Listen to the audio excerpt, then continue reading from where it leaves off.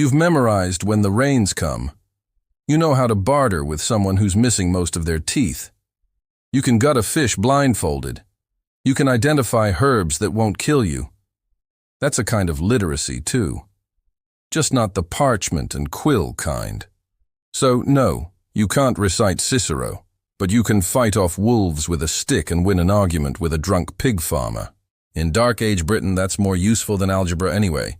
You don't have Netflix, you don't even have puppets unless you count your cousin Ida making shadow animals on the wall while mildly intoxicated on turnip ale. But you do have gossip and fire. And when the sun goes down and the work is done, or at least postponed until your back stops screaming, the village gathers around the hearth to indulge in both.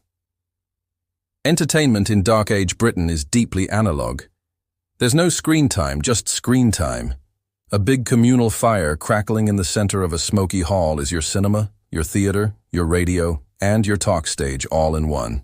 It's hot, smoky, and if you sit too close, your eyebrows may become optional. But it's where stories live.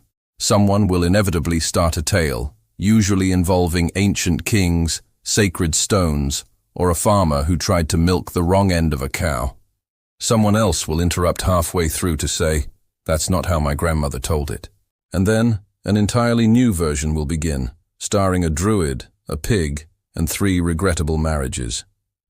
Meanwhile, the village's unofficial drama department, the gossip, will circle like vultures around a carcass of scandal. Did you hear that Wulfstan's daughter was seen by the river with that monk? Did you see the way the blacksmith's wife touched the baker's arm? Did anyone else notice that the new baby looked suspiciously like that visiting piper? There's no written press, but trust, the village rumor mill is so efficient it would make Twitter blush. Musicians occasionally appear playing on something vaguely resembling a harp or a tortured cat. People clap not necessarily out of enjoyment, but because rhythm is a form of social survival. Dancing may occur, especially after me. It is less choreography and more flailing with purpose. If things get really wild, there's a riddle contest, or someone challenges a neighbor to arm wrestling with a live chicken.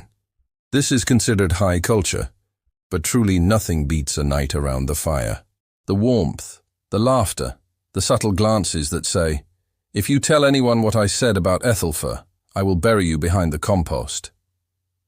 Because in Dark Age Britain, there are no secrets, only stories waiting to be exaggerated. You wake up wet again. You're not sure if it rained, if the roof is leaking, or if the condensation from the collective breath of 5 humans and 2 goats has created indoor weather.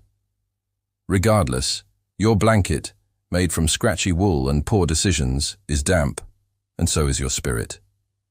In Dark Age Britain, the weather is less a background feature and more of a recurring villain. It doesn't just happen to you, it hunts you. The rain is not romantic.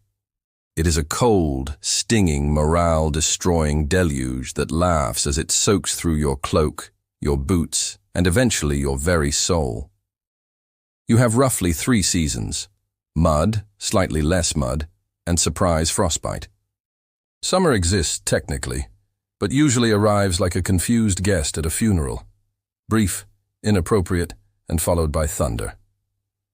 Wind is a daily visitor, rattling your thatched roof like it's trying to whisper secrets. It enters every hole in your clothes and every crevice of your house. It's not a breeze. It's a force of nature with opinions and unresolved anger. Snow is even worse. When it falls, you're tempted to lie down in it and give up.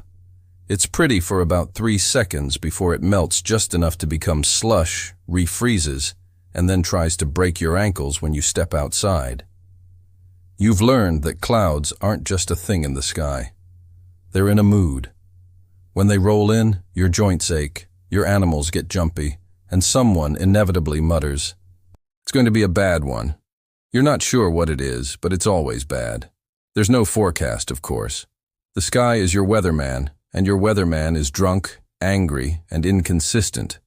You sometimes try to interpret omens, the way the birds fly, how the pigs behave, or how loudly your neighbor complains about his knees. None of these are reliable, but they're more accurate than the monk who swears by moon phases and goat trails. Still, despite all this, you persist. You dry your socks over a fire, wring out your cloak, and trudge through the slop with the grim determination of someone who knows the alternative is worse. Because in Dark Age Britain, the weather may be trying to kill you, but so is everything else. And at least the weather doesn't charge rent. You don't marry for love.